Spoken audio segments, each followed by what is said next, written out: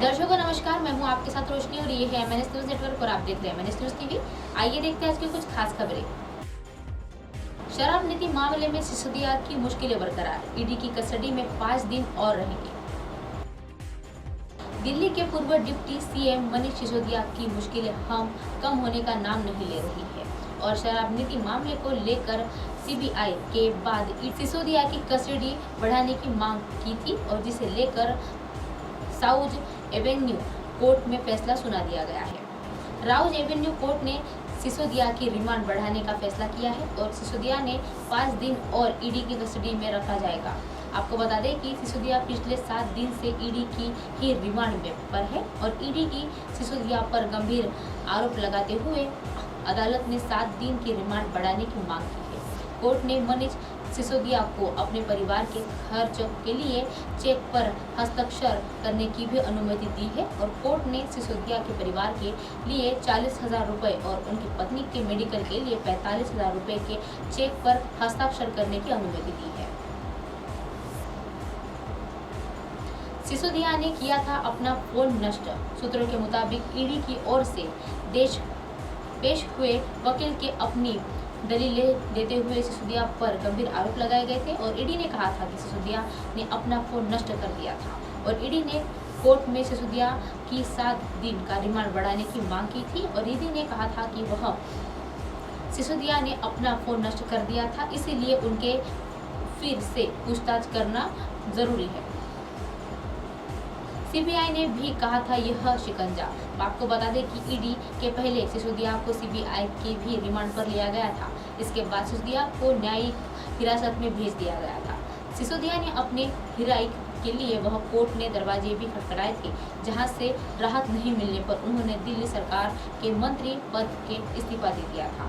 सिसोदिया के साथ साथ सत्येंद्र जैन ने भी इस्तीफा दिया था। 2 नए मंत्रियों के लिए थी शपथ। दोनों मंत्रियों के लिए इस्तीफे के बाद दिल्ली सरकार ने 2 नए मंत्री बनाए गए हैं और आतिशी और सौरभ भारद्वाज के मंत्री पद की शपथ एलजी वीके सक्सेना के दिलाई थी और सतीश की शिक्षा विभाग की जिम्मेदारियां सौंपी गई है। और आपको बता दें कि नीतीश ने ही सिसोदिया के साथ दिल्ली के शिक्षा विभाग को दुरुस्त करने की एक जिम्मेदारी उठाई थी। पेशी के लिए जा रहे इमरान खान के साथ हादसा। तोशखाना मामले में पेशी के लिए इमरान खान सैकड़ों समर्थकों के साथ लाहौर के एक इस्लामाबाद के लिए निकले थे और इसी दौरान वहां बड़ा हादसा हो गया। काफिले की गाड़ियां आपस में टकरा गई थी और हादसे के बाद कई गाड़ियां सड़क पर पलट गई थी और कई लोग जख्मी भी हो गए हैं। हादसे के बाद सड़क पर लंबा जाम भी लग गया है। घायलों को अस्पताल में भर्ती कराया गया है। इस हादसे में इमरान खान को चोट नहीं आई है और वह बाल बच गए हैं। हादसे के बाद इमरान ने यह वीडियो जारी किया है। दरअसल तोशखाना के केस में पाकिस्तान के पूर्व प्रधानमंत्री इमरान खान आज सुबह लाहौर से इस्लामाबाद के लिए रवाना हुए थे और इन्हें इस्लामाबाद की जिला सत्र न्यायाधीश के वह न्यायालय में पेश होने का एक आदेश दिया गया था। सुनवाई की आज दोपहर बाद शुरू होनी है और इससे पहले भी तोशनाका वह केस में इमरान को कई बार पेश होने के लिए भी आदेश दिया गया था, लेकिन वह पेशी के लिए कोर्ट में उपस्थित नहीं हुए थे। काफिला हुआ हादसे का शिकार। जब इमरान खान इस्लामाबाद जा रहे थे तो इस दौरान उन्हें साथ बड़ी संख्या में काफिला मौजूद था और सड़क मार्ग के जाते हुए काफिले की गाड़ियां बेकाबू होकर आपस में टकराने लगी थी और हादसे के यह बड़ा हादसा हो गया और पुलिस टीमें के एक तत्काल रेस्क्यू करना पड़ा और अभियान चलाने के बाद घायलों को अस्पताल में भर्ती कराया गया। इस हादसे में गंभीर रूप में घायलों की संख्या 30 बताई जा रही है और इसके बाद हालांकि इमरान खान इस हादसे में बाल बच चुके हैं। इस्लामाबाद के चप्पे पर पुलिस सुरक्षा और उधर इमरान खान की पेशी को लेकर कोई बवाल न हो, इसके लिए भी सुरक्षा व्यवस्था के खास बंदोबस्त किए गए थे। इस्लामाबाद शहर में शुक्रवार रात की धारा 344 लागू कर दी गई थी। इमरान ने जारी किया है यही वीडियो।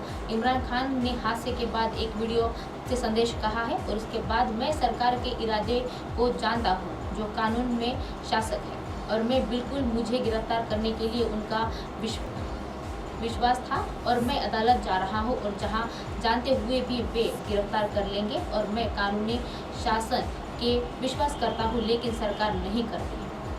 चंदौसी में आलू कोल्ड स्टोरेज की छत गिरी, 14 लोगों की मौत। संभल के चंदौसी में AR कोल्ड की स्टोर के एक हिस्से की छत गिरने पर मलबे में दबे 22 मजदूरों के बाहर निकाल जा चुका है, जिसमें 14 मजदूरों की मौत हो चुकी है, जबकि 11 मजदूरों के उपचार चल रहा है और 24 घंटे बाद NDRF, SDRF, दमकल की गाड़ियां बचाने के लिए वहां कार्य कर रही है और वही इस मामले में भी DHO को निलंबित कर दिया गया है। हजारों टन मलबे में दबे मजदूरों की जिंदगी के लिए आस लगाए बैठा है परिवार।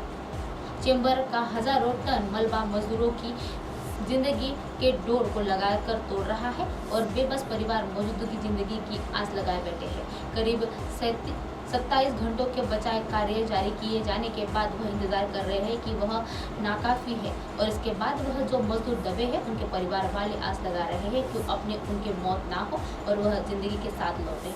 बचाव कार्य में अभी टीमें वह पुलिस प्रशासन के अधिकारियों का यह भी कहना है कि वह दिलासा पीड़ित परिवार को सुनाई पड़ रहा है और कोई उक्त को कोस रहा है तो कोई व्यवहार पर सवाल उठा रहा है। बेसमेंट में मिले चंदौसी के गांव अतोरा के निवासी प्रदीप की शिनाख्त के चचेरे भाई उदयवीर ने की है और उदयवीर ने बताया है कि उनके भाई बेसमेंट में मिले थे। रात को JCB ने तोड़ा क्षतिग्रस्त लिंटर। बृहस्पतिवार की रात 12 बजे एक आलू भंडारी स्थान के मलबा हटाकर उसके बाद वहां से निकाला गया। इसके बाद वह क्षतिग्रस्त लिंटर का दबाव था। इसके बाद प्रशासक ने बुलडोजर से क्षतिग्रस्त लिंटर को तुड़वाया और उसके अलग कर दिया और इसके बाद वह मलबा हटाने का काम करना शुरू कर दिया। मृतकों के परिजनों को 2-2 लाख की देगी सरकार। उत्तर प्रदेश सरकार के माध्यमिक शिक्षा राज्य मंत्री गुलाब देवी ने शुक्रवार को दोपहर मौके पर पहुंची और उन्होंने मुख्यमंत्री की ओर से ऐलान किया था कि मृतकों के परिवार को 2-2 लाख रुपए, घायलों को 50-50 हजार रुपए का मुआवजा दिया जाएगा। शीतगृह संचालकों की तलाश जारी। हादसे के बाद मृतक रोहताश के पिता पूरे से तहरीर पर शीत गृह संचालक अंकुश अग्रवाल ने रोहित अग्रवाल के खिलाफ गैर इरादत हत्या के केस दर्ज किया गया था और हादसे के बाद से दोनों फरार है और पुलिस टीमें उसको तलाशने में जुटी हुई है। रात 2 बजे के बाद वह कोल्ड स्टोर के परिवार के वह खदेड़ा। हादसे में बाद वह मौके पर परिजनों व आसपास के ग्रामीणों में भीड़ जमा हो गई थी और देर रात तक भीड़ वहां पर रात 1 बजे के बाद परिजनों के गेट पर हंगामा कर लिया था तो पुलिस ने उनके वह से जबरन हटा दिया और 2 बजे के बाद सड़क के दूसरे किनारे पर आसपास में परिजनों के घूमते रहे थे और सुबह होते ही फिर जुट गए थे वह भीड़। हादसे में बाद में वह आसपास के गांव से लोग वापस चले गए और शुक्रवार की सुबह होते पर ही फिर लौट गए वहां से और वहां पूरी भीड़ उमड़ गई थी। कोल्ड स्टोरेज परिसर के वह गेट के तैनात हुए कोल्ड स्टोर के दोनों ओर से लगभग 100 मीटर दूर पुलिस की भीड़ को रोकने के रखा था। उसके बाद आसपास किसी को जाने की उम्मीद नहीं थी।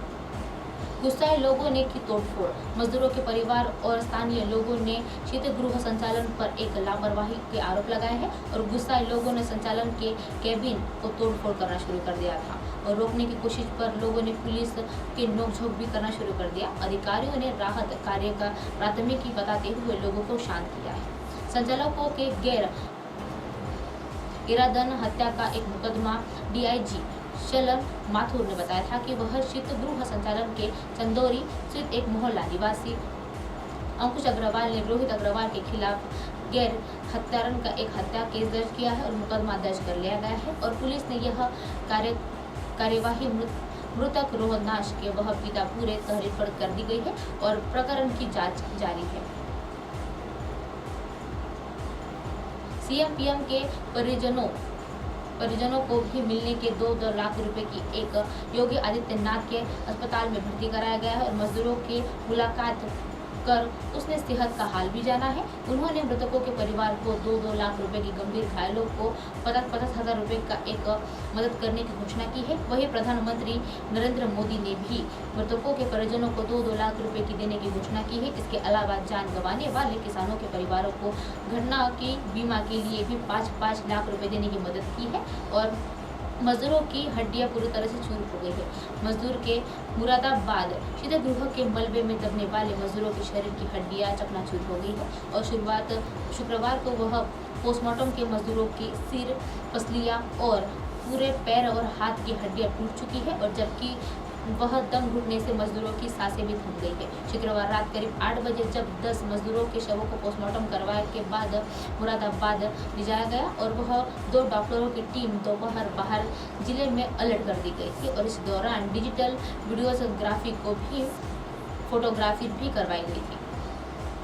अब आप हमारे चैनल को अपने मोबाइल पर भी देख सकते हैं। मोबाइल ऐप पर देखने के लिए प्ले स्टोर से MNS news TV app download करें। Insta, link, Twitter, Hike, Facebook और कई सोशल मीडिया के प्लेटफॉर्म पर हमारा चैनल उपलब्ध है।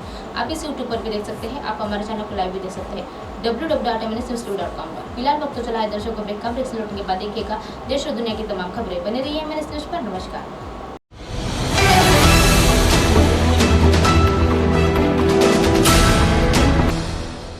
ये है MNS न्यूज़ नेटवर्क और आप देख रहे हैं MNS न्यूज़।